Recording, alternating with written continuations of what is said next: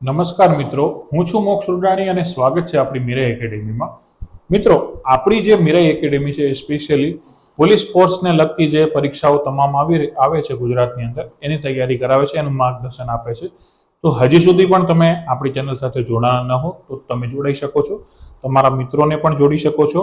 તેના માટે તમને એક વસ્તુ કરવી પડશે, જે છે શેર. એટલે કે તમે તમારા મિત્રો અને તમારા ગ્રુપમાં આ લેક્ચર છે શેર કરો, બરોબર છે. આ ચેનલ શેર કરો. આપણે ટેલિગ્રામમાં પણ અવેલેબલ છીએ, ઇન્સ્ટામાં પણ છે, ફેસબુકમાં પણ છે અને યુટ્યુબમાં તો છીએ જ.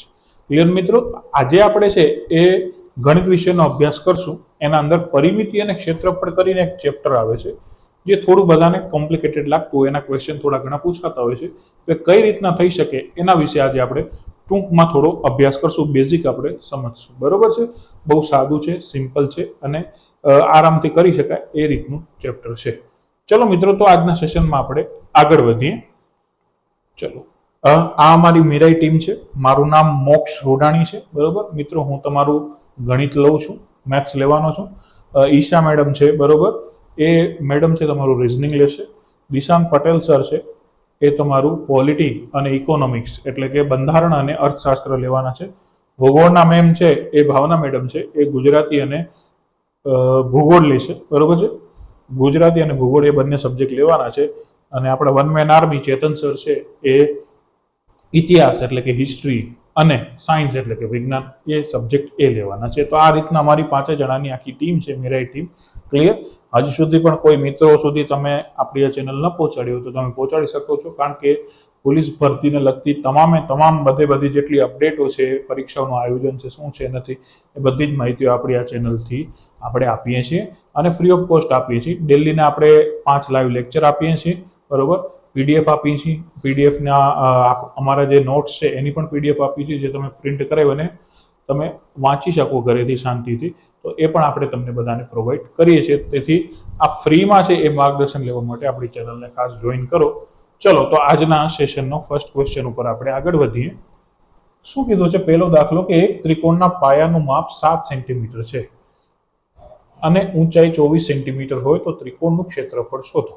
તો સિમ્પલ, ત્રિકોણનું ક્ષેત્રફળ, આ 4 ઓપ્શન આપેલા છે. ત્રિકોણનું ક્ષેત્રફળ શોધવું મિત્રો, તો સિમ્પલ એક વસ્તુ આપણને મગજમાં આવે. ક્લિયર છે? કે 1/2 પાયો ગુણ્યા વેધ. આ વસ્તુ આપણે ઓટોમેટિક મગજમાં આવે. ચલો, હવે અહીંયા જુઓ તો પાયાનું માપ કેટલું છે? આ 7 સેન્ટીમીટર આપેલું છે. ક્લિયર? અને ઊંચાઈ કેટલી છે? આ 24 સેન્ટીમીટર આપેલી છે. હવે આ કર્ણ કહેવાય, બરોબર. આ પાયો, આ વેધ અને આ કર્ણ કહેવાય. હવે અહીંયા લખી તો ત્રિકોણનું ક્ષેત્રફળ બરાબર 1/2 પાયો ગુણ્યા શું થશે? વેધ. ચલો, 1/2 પાયો કેટલો છે? 7 અને વેધ કેટલો છે? 24. તો આ તો કેટલું ઉડશે? 12 × 24 એ ઉડી ગયા. 12 × 7 = 84, 84 સેન્ટીમીટરનો વર્ગ, બરોબર. તો આપણો જવાબ શું આવશે? 84. ઓપ્શન નંબર એ છે એ આપણો સાચો જવાબ છે. 84 છે એ મારો જવાબ થઈ જશે. મિત્રો, આ રીતના છે ને આપણે દાખલાઓ કરી શકીએ, બરોબર. સાદો અને સિમ્પલ દાખલો છે, આનામાં કોઈ પણ લોજિક મારવાની ખોટી જરૂર નથી. ક્લિયર છે? તો આ રીતના દાખલાઓ થઈ શકે. ચલો, આપણે આના પછીનો નેક્સ્ટ ક્વેશ્ચનનો એક દાખલો જોઈએ, જ્યાંથી આપણને ખબર પડશે કે કઈ રીતના છે એ દાખલાઓ આપણે સોલ્વ કરી શકીએ, બરોબર. ચલો, નેક્સ્ટ છે કે કાટકોણ ત્રિકોણ એબીસી ની બાજુઓનું માપ 6 સેન્ટીમીટર, 8 સેન્ટીમીટર અને 10 સેન્ટીમીટર હોય તો ત્રિકોણનું ક્ષેત્રફળ શોધો. 84, 40, 24 અને 89 સેન્ટીમીટરનો વર્ગ. મિત્રો, અહીંયા ખાસ ક્ષેત્રફળ હોય તો સેન્ટીમીટરનો વર્ગ લખવો પડે, ઘનફળ હોય તો સેન્ટીમીટરનો ઘન લખવો પડે, બરોબર. ચલો, ફરીથી એકવાર કાટકોણ ત્રિકોણ કીધો છે એટલે આને કેવો ત્રિકોણ કહેવાય? કાટકોણ ત્રિકોણ કહેવાય. ક્લિયર? ચલો, આ થોડો આપણે અલગ શેપ આવ્યો છે, થોડો આપણે સુધારી લઈએ. ક્લિયર?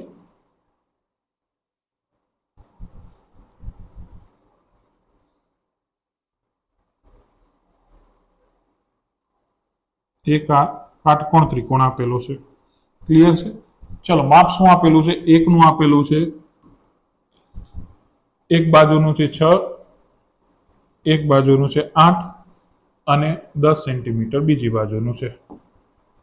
બરોબર. 10 મેં અહીંયા શું કામ લખે? કારણ કે કર્ણ હંમેશા કેવો હોય? મોટો હોય. મારે તો શું શોધવાનું છે? ત્રિકોણનું ક્ષેત્રફળ બરાબર ટૂંકમાં લખ્યું છે 1/2 પાયો ગુણ્યા વેધ. બરોબર. હવે સિમ્પલ 1/2 પાયો કેટલો છે? અહીંયા 8 છે અને વેધ કેટલા છે? 6 છે. તો 2 ચોક 8 થઈ ગયા અને 6 ચોક કેટલું થઈ ગયું?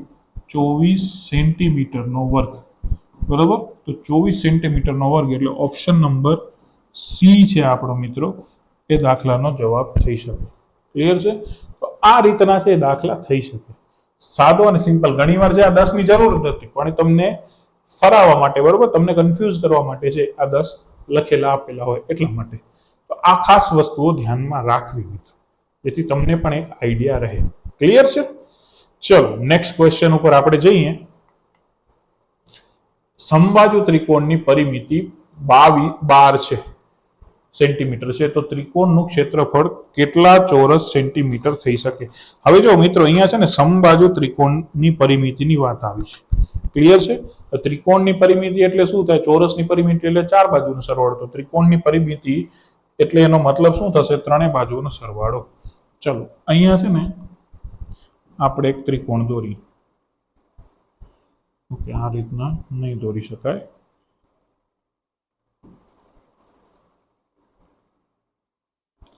ચલો આ એક ત્રિકોણ છે.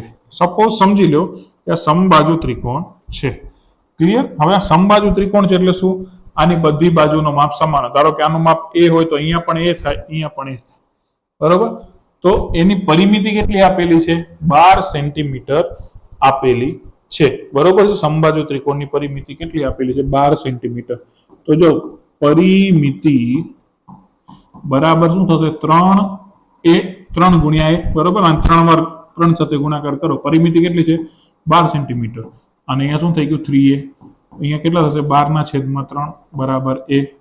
તો a બરાબર કેટલું મળી ગયું? 3 ચોક કેટલું થઈ જશે? 12.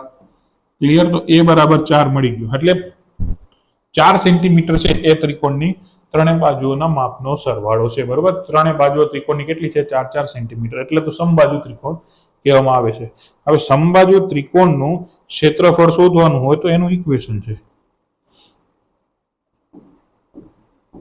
સમબાજુ ત્રિકોણનું ક્ષેત્રફળ બરાબર √3/4 ગુણ્યા a નો વર્ગ. બરોબર. આ ઇક્વેશન છે. √3/4 ગુણ્યા a નો વર્ગ. ચલો હવે √3 એમને /4. એ કેટલું છે? 4. તો એનો વર્ગ કરશું તો 16. બરોબર છે? આ 4 થી ચોકે ચોકે ઉડશે તો અહીંયા કેટલા વધ્યા? 4√3. ક્ષેત્રફળ શોધવાનું છે એટલે સેન્ટીમીટરનો વર્ગ. ચલો 4√3 સેન્ટીમીટરનો વર્ગ ક્યાંય ઓપ્શનમાં છે?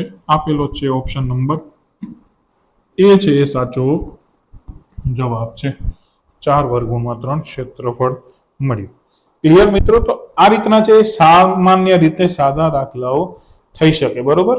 અને ગભરાયા વગર જો આ રીતના દાખલાઓ તમે થોડું છે આનામાં એક વસ્તુ ખાલી ટ્વિસ્ટની વસ્તુ છે કે તમને છે એ માત્ર દાખલાઓ ના સૂત્રો યાદ હોવા જોઈએ, બાકી તમે દાખલાઓ આરામથી કરી શકશો. એકવાર સૂત્રો યાદ રહી ગયા પછી તો તમે કોન્સેપ્ટ સમજી અને ગમે એવો હાર્ડ ક્વેશ્ચન હશે આનો તો પણ તમે આરામથી પૂરો કરી શકશો. ચલો મિત્રો, ક્લિયર થયું બધાને? ચલો આપણે હવે નેક્સ્ટ ક્વેશ્ચનમાં આગળ વધીએ. એક સમભુજ એટલે કે સમભુજ અથવા તો સમબાજુ, બરોબર, બંને એક જ થાય. એનું ક્ષેત્રફળ આપી દીધું છે 16√3 ચોરસ સેન્ટીમીટર. તો તેની પરિમિતિ હવે મારે શોધવાનું છે. હવે ઉલટું થયું. બરોબર. સમબાજુ ત્રિકોણનું ક્ષેત્રફળ આપેલું છે એટલે કે સમબાજુ ત્રિકોણનું ભુજ અથવા તો બાજુ બંને સમાન જ થાય. √3/4 ગુણ્યા a નો વર્ગ. આ કેટલું આપેલું છે? 16√3 આપેલું છે બરાબર √3/4 ગુણ્યા a નો વર્ગ. ક્લિયર છે? હવે આ વસ્તુ શું કરવાનું છે મારે? હવે આને હું શું કરીશ? જો આને આ બાજુ લઈ જાઉં √3 ગુણ્યા 4 ને, તો અહીંયા શું થઈ જશે 16 √3 ગુણ્યા 4 છેદમાં √3 બરાબર a નો વર્ગ. તો અહીંયા a નો વર્ગ આપણે સૂત્રનો કરતા લખી, અહીંયા હું લખી નાખું a નો વર્ગ બરાબર, ચલો આને ભૂસાડ નાખીએ એટલે આપણે અહીંયા જગ્યા મળે. તો આ √3 થી √3 ઉડી ગયા, તો 16 ચોકું કેટલા થઈ જશે 64. તો હવે વર્ગમૂળ કાઢો, a કાઢવો તો 8 8 64, તો a બરાબર કેટલું મળી ગયું 8 મળી ગયું. હવે મારે શું શોધવાનું છે પરિમિતિ. તો પરિમિતિ બરાબર કેટલી થશે 3a બરાબર. તો 3 ગુણ્યા 8, તો 8 તેરી કેટલા થશે 24 સેન્ટીમીટર છે, એ શું થઈ જશે પરિમિતિ. કેટલી થશે 24 સેન્ટીમીટર બરાબર. Option number A is again correct. Clear છે. તો 24 સેન્ટીમીટર એ શું મળશે પરિમિતિ મળી જશે. ક્લિયર છે. બસ આ રીતના છે એ સાદા અને સિમ્પલ રીતના દાખલાઓ કરવાના હોય છે બરોબર, બહુ અઘરા હોતા નથી. ક્લિયર. ચલો આગળ વધીએ આપણે. ઓકે, હવે જો એક ચોરસની લંબાઈ 13 સેન્ટીમીટર છે, તો તેનું ક્ષેત્રફળ અને પરિમિતિ શોધો. હવે એક ચોરસ આપેલો છે અહીંયા, ચલો આ એક ચોરસ છે, એની શું કીધી છે એની લંબાઈ કેટલી કીધી છે 13 સેન્ટીમીટર છે બરોબર. તો આ 13 થશે, આ 13 થશે, આ 13 થશે. હવે એનું ક્ષેત્રફળ અને પરિમિતિ શોધો. તો ચોરસ ની પરિમિતિ, પેલા હંમેશા પરિમિતિ શોધવાની બરાબર 4 ગુણ્યા a, તો 4 ગુણ્યા 13, તો કેટલું થાય 13 ચોકું 52 સેન્ટીમીટર. ક્લિયર. અને ચોરસની નહીં આવે નહીં, ચોરસનું ક્ષેત્રફળ બરાબર શું થશે લંબાઈ ગુણ્યા લંબાઈ, એટલે a નો વર્ગ એટલે 13 નો વર્ગ. તો કેટલો થશે 13 નો વર્ગ 169. અહીંયા સેન્ટીમીટરનો શું આવશે વર્ગ આવે. ચલો તો પેલું ક્ષેત્રફળ કીધું છે એટલે 169 આવવું જોઈએ ને બીજું 52 આવવું જોઈએ. ઓપ્શન નંબર સી છે એ આપણા ક્વેશ્ચનનો આન્સર છે. ક્લિયર. ઓપ્શન સી છે એ રાઈટ આન્સર છે. તો આ રીતના મિત્રો દાખલો થઈ શકે. સાદો, સિમ્પલ અને સરળ દાખલાઓ હોય છે આવી ટાઈપના. થોડુંક ક્યારેક મગજ લગાડવાનું આવે બરોબર છે.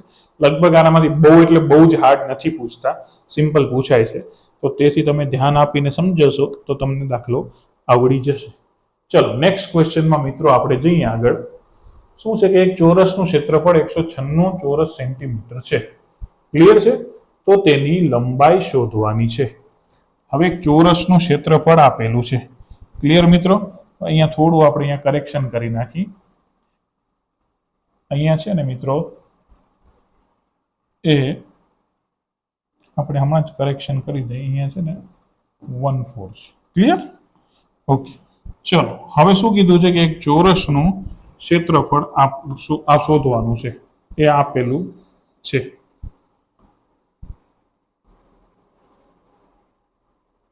ક્લિયર. ચોરસનું ક્ષેત્રફળ કેટલું આપેલું છે